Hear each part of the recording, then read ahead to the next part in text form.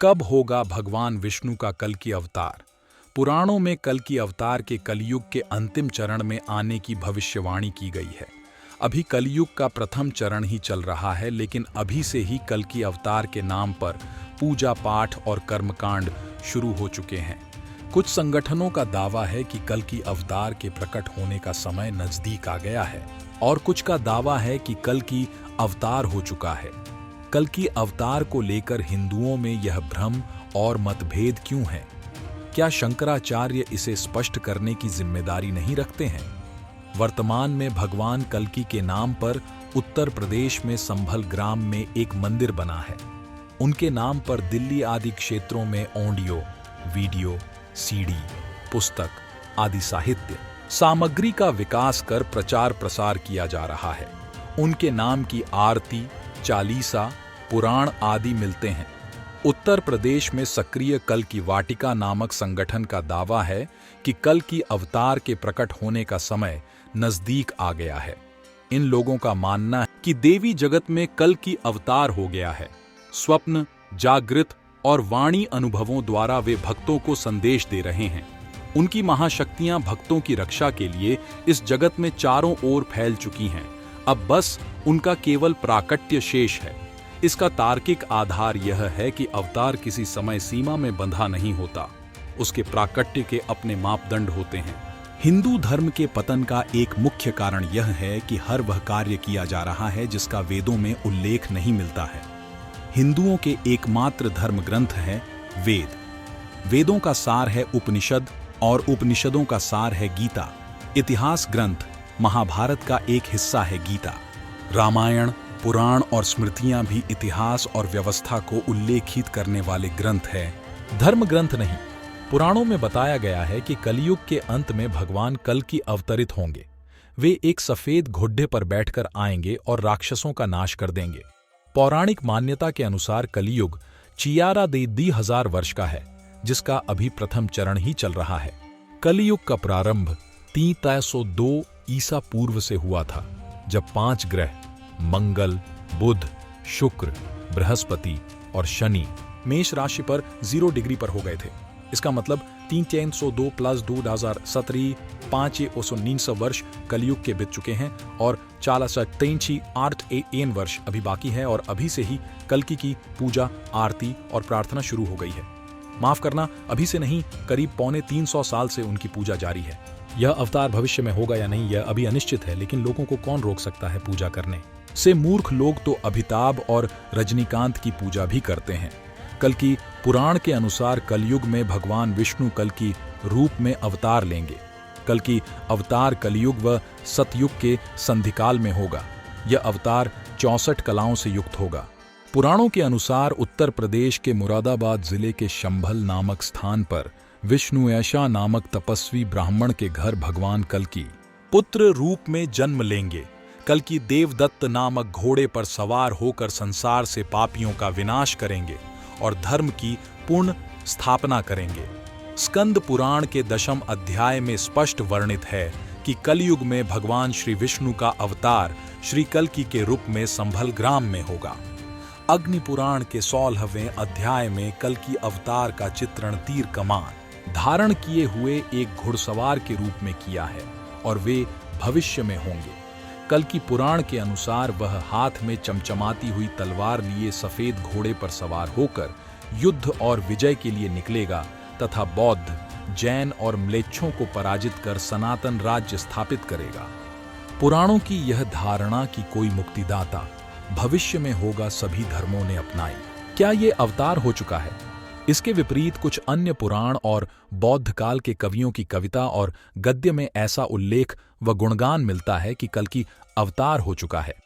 वायु पुराण अध्याय 58 के अनुसार कल्कि अवतार कलयुग के चरमोत्कर्ष पर जन्म ले चुका है।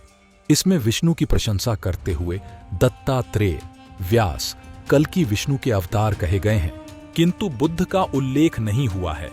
इसका मतलब यह कि उस काल में या तो बुद्ध को अवतारी होने की मान्यता नहीं मिलती थी, या फिर बुद्ध के पूर्व कल्कि अवतार हुआ होगा। मत्स्य पुराण के द्वापर और कलयुग के वर्णन में कल्कि के होने का वर्णन मिलता है। बंगाली कवि जयदेव 1200 ई और चंडीदास के अनुसार भी कल की अवतार की घटना हो चुकी है। अतः कल की एक ऐतिहासिक व्यक्तित्व हो सकते हैं। जैन पुराणों में एक कल्की नामक भारतीय सम्राट का वर्णन मिलता है। जैन विद्वान गुणभद्र 9वीं शताब्दी के उत्तरार्ध में लिखते हैं कि कल्कीराज का जन्म महावीर के निर्वाण के 1000 वर्ष बाद हुआ।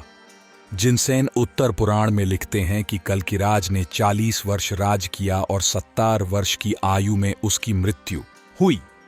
कल्कीराज अजितांजय का पिता था। वह बहुत हिंसक और क्रूर शासक था जिसने दुनिया का दमन किया और निग्रंथों के जैन समुदाय पर अत्याचार किए।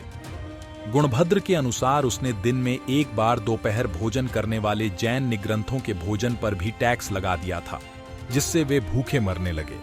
तब निग्रंथों को कल्की की क्रूर यातनाओं से बचाने के लिए एक दैत्य का अवतरण हुआ, जिसने वज्र बिजली के प्रहार से उसे मार दिया और अनगिनत युगों तक असहनीय दर्द और यातनाएं झेलने के लिए रत्नप्रभा नामक नर्क में भेज दिया। प्राचीन जैन ग्रंथों के अनुसार कल्की एक ऐतिहासिक सम्राट था जिसका शासनकाल महावीर की मृत्यु के 1000 साल बाद हुआ, यानी कि महावीर स्वामी का जन्म यदि प्राचीन काल निर्धारण अनुसार माने तो 1793 विक्रम संवत पूर्व अर्थात महावीर के 1000 वर्ष बाद यानी 797 विक्रम संवत पूर्व कल्की हुए थे, अर्थात 779 ईसा पूर्व। अब यदि हम अंग्रेजों द्वारा लिखे इतिहास का काल निर्धारण माने तो महावीर स्वामी का जन्म 599 ईसा पूर्व हुआ था। इसका मतलब महावीर के 1000 वर्ष बाद कल्की हुए थे, यानी कि तब भारत में गुप्त वंश का काल था। मौर्य और गुप्त काल को भारत का स्वर्ण काल माना जाता है। गुप्त काल के बाद ही भारत में बौद्ध और जैन धर्म का पतन होना शुरू हो गया था। आधे भारत पर राज्य करने वाले बौद्ध और जैनों का शासन आखिर हर्षवर्धन के काल तक समाप्त होकर शून्य क्यों हो गया? तब क्या हम यह माने कि गुप्त वंश के पतन के बाद ही कल्की का अवतार हुआ, जिसने शक, कुषाण आदि को ही नहीं मार भगाया, बल्कि जिसने बौद्ध और जैनों के प्रभुत्व को भी समाप्त कर दिया? यदि हम प्राचीन तारीख निर्धारण के अनुसार कल्की का जन्म 769 ईसा पूर्व मानते हैं तो इसका मतलब कि जैन तीर्थंकर पार्श्वनाथ ईसा पूर्व के बाद कल्की का जन्म हुआ होगा। पार्श्वनाथ के काल में जैन धर्म अपने चरमोत्कर्ष पर था और निश्चित ही तब हिंदुओं के लिए जैन धर्म एक खतरा जान पड़ा होगा। यदि गुप्त काल के बाद कल्की का होना माने तो गुप्तों के बाद हूणों ने भारत पर कब्जा कर लिया था। जैन ग्रंथों में वर्णित कल्की का समय और कार्य हूण सम्राट मिहिरकुल के साथ समानता रखता है, अतः कल्कीराज और मिहिरकुल के एक होने की संभावना से इनकार नहीं किया जा सकता। इतिहासकार के.बी. पाठक ने सम्राट मिहिरकुल हूण की पहचान कल्की के रूप में की गई है। वे कहते हैं कि मिहिरकुल का दूसरा नाम कल्कीराज था। जैन ग्रंथों ने कल्कीराज के उत्तराधिकारी का नाम अजितांजय बताया है। मिहिरकुल हूण के उत्तराधिकारी का नाम भी अजितांजय था।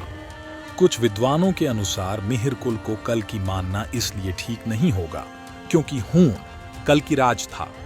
जैन ग्रंथों ने कल्कीराज के उत्तराधिकारी का नाम अजितांजय बताया है। मिहिरकुल हूण के उत्तराधिकारी का नाम भी अजितांजय था।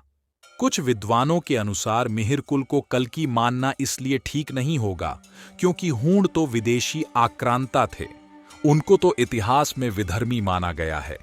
विधर्मी का अर्थ होता है ऐसे व्यक्ति जिसके पूर्वजों ने हिंदू धर्म को त्याग कर दूसरों का धर्म अपना लिया हो।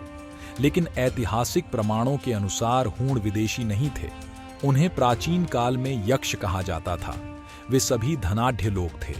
भारत के प्रथम शक्तिशाली हूण सम्राट तोरमाण के शासनकाल के पहले ही वर्ष का अभिलेख मध्य भारत के एरण नामक स्थान से वाराह मूर्ति से मिला है। हूणों के देवता वाराह थे। कालांतर में हूणों से संबंधित माने जाने वाले गुर्जरों के प्रतिहार वंश ने मिहिर भोज के नेतृत्व में उत्तर भारत में अंतिम हिंदू साम्राज्य का निर्माण किया और हिंदू संस्कृति के संरक्षण में हूणों जैसी प्रभावी भूमिका निभाई। अंततः यह कहा अभी भी सही नहीं होगा कि कल्की अवतार हो चुका है या नहीं हुआ है। ये कहना भी उचित नहीं होगा कि होने वाले अवतार की अभी से ही पूजा की जाए और उनके मंदिर या व्यक्तित्व के आसपास धर्म का एक नया व्यापार या पाखंड खड़ा किया जाए, क्योंकि यह कहना सही नहीं है कि यह एक पाखंड है या नहीं। जो लोग वेद को पढ़ते और समझते हैं वे ही उचित समझते हैं